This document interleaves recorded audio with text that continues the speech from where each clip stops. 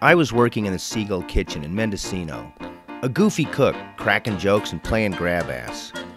My coworker Pamela was in a comedy revue, Happy Birthday Mendocino. She invited me to workouts. I was 27 and I had never been on stage.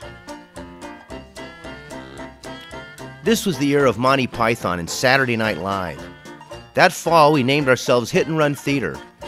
I played a variety of parts in our Christmas revue, 'Tis the Season. Some developed from improvisations, some in skits other people had written, and some I wrote myself. We were obsessed, and over the next 5 years we turned out a steady stream of comedy revues, improvised shows, and plays and musicals we wrote ourselves, with help from some really great local musicians. It was a blast.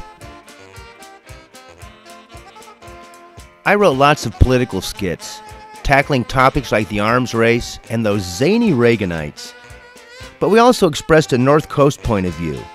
We did skits on offshore oil, logging of old-growth forests, and acid rain. People may not always have agreed, but they were usually entertained. We were also just plain silly.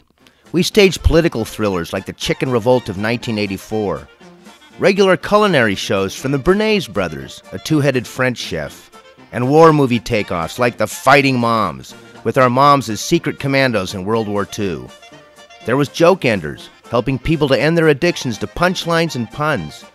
There was the Irish Persons, a group of non-sexist, anti-racist folk singers who produced a string of ridiculous protest songs. And there was Poppin' Fresh the Problem Child, where I got to play Pillsbury's Poppin' Fresh as a surly teenager.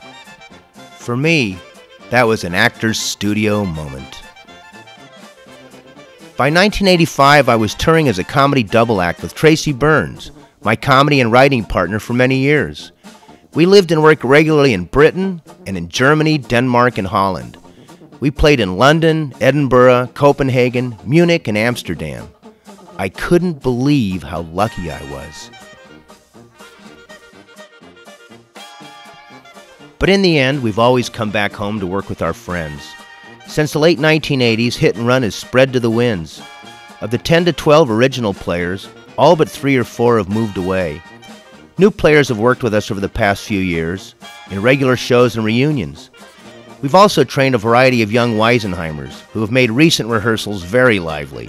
They bring the same spirit of satirical fun we had back in the early days. Long live Hit and Run Theater in the spirit of homemade satire and political commentary. And long live silliness, whether in the city or way up here in the middle of Northwest nowhere. We try position